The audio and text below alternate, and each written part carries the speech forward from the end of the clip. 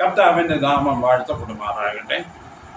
Acts of the apostles 16-ാം അധ്യായം 25. അർദ്ധരാത്രിക്ക് പൗലോസും ശീലാസും പ്രാർത്ഥിച്ച് ദൈവത്തെ പാടി സ്തുതിച്ചു.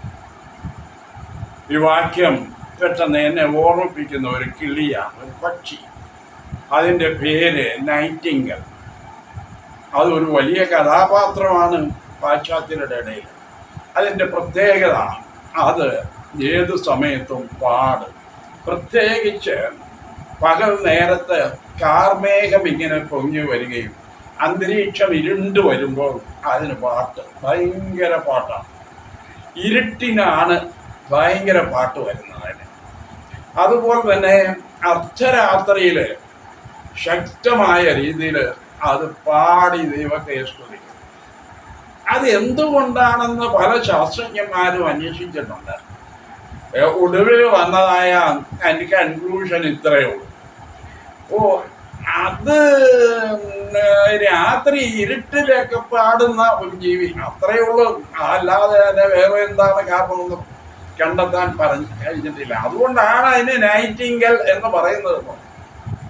എന്നാൽ വേറൊരു ഭക്തനായ ഒരു മനുഷ്യൻ പറഞ്ഞു, നോ, അതല്ല കാരണം. സൃഷ്ടാവായ ദൈവത്തെ ആ കിളിക്ക് നേരിൽ കാണാൻ കഴിയും. സൃഷ്ടാവായ ദൈവവുമായിട്ടുള്ള കൂട്ടായ്മ അതിനുണ്ട്.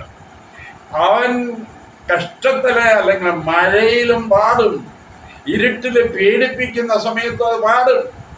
അത് ഭയങ്കരമായ ആളുകളെ പേടിപ്പിക്കുന്നതായ ഒരു കാലാവസ്ഥ വരുമ്പോഴും അതിരുന്ന് പാടും. ഒരു ഭൂമി ഉലുക്കത്തിൻ്റെ തുടക്കത്തിലും ഇതിരുന്ന് പാടും.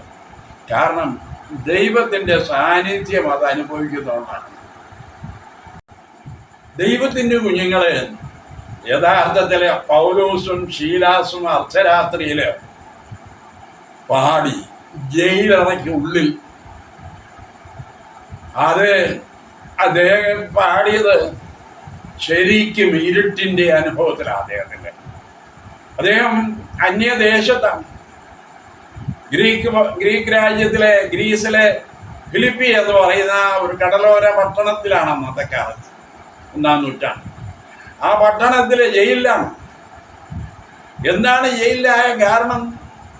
യേശുവിനെ ആ അന്യദേശത്ത് യേശുവിലൂടെയുള്ളതായ രക്ഷ, യേശുവിലൂടെയുള്ള അനുഗ്രഹം, യേശുവിലൂടെ ലഭിക്കുന്ന സമാധാനം, യേശുവിലൂടെ ലഭിക്കുന്നതായ സ്വർഗം, ഇതേക്കുറിച്ചൊക്കെ വിശദമായിട്ട് പ്രസംഗിച്ചു പറഞ്ഞതിൻ്റെ ഫലമാണ് ആ 2 സഹോദരങ്ങളെയും ജയിലിലല്ല, കുണ്ടറയ്ക്കുള്ളിൽ കൈയും കാലും ഒക്കെ ബന്ധിച്ചിട്ടുണ്ട്, ചങ്ങലയിട്ടിട്ടുണ്ട്. അർദ്ധരാത്രി ആയപ്പോൾ അവരിൽ ദൈവത്തിൻ്റെ ആത്മാവ് നിറഞ്ഞു, ദൈവത്തിൻ്റെ സാന്നിധ്യം കൊണ്ട് നിറഞ്ഞു. അവർ പാടി, അവർ പരിസരം മറന്ന് പാടി, ശക്തമായി പാടി. ആ പാട്ട് കിടുക്കത്തക്കവണ്ണമുള്ള പാട്ടായിരുന്നു.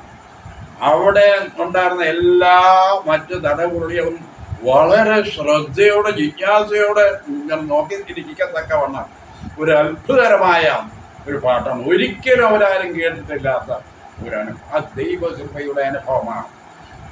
അതാണ് അവിടെ സംഭവിച്ചത്. പിന്നെ നടന്നത് നമുക്ക് എല്ലാവർക്കും അറിയാം. അവിടെ ഞാൻ അതിനെക്കുറിച്ചൊന്ന്, അതല്ല എൻ്റെ വിഷയം. അവിടെ നിർത്തുക.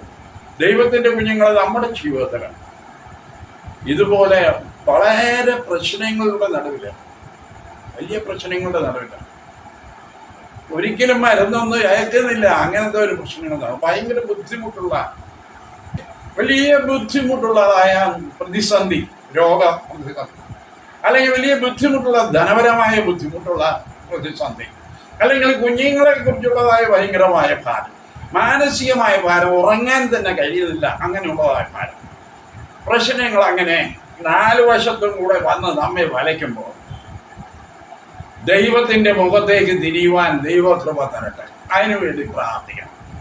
ദൈവമേ, പ്രശ്നങ്ങളെ നേരിടുവാൻ എനിക്ക് കൃപ തരണം. പരിശുദ്ധാത്മാവെ ഇറങ്ങി വരണം. എന്നെ അങ്ങ് നിറയ്ക്കണമേ, എന്നെ ശക്തീകരിക്കണം. പൗലോസ് ശീലാസ് പാടിയതോടെ പാടി വിജയം വരിക്കുവാൻ, രോഗസൗഖ്യം വരുത്തുവാൻ എനിക്ക് കൃപ തരണമേ എന്ന് പ്രാർത്ഥിക്കണം. ദൈവം ആ തക്ക സമയത്ത് പരിശുദ്ധാത്മാവിനെ കൊണ്ട് നമ്മെ നിറയ്ക്കും. നമുക്ക് പ്രശ്നം പരിഹരിക്കപ്പെടും, നമുക്ക് നന്നായി ഉറങ്ങുവാൻ സാധിക്കും, നമ്മൾ ഫ്രീ ആകുകയും ചെയ്യും. ഈ വചനങ്ങളിലൂടെ ദൈവം നമ്മെ അനുഗ്രഹിക്കുമാറാകട്ടെ. നൈറ്റിംഗൽ പോലെ നമുക്ക് പാടാൻ കഴിയുമാറാകട്ടെ. ആ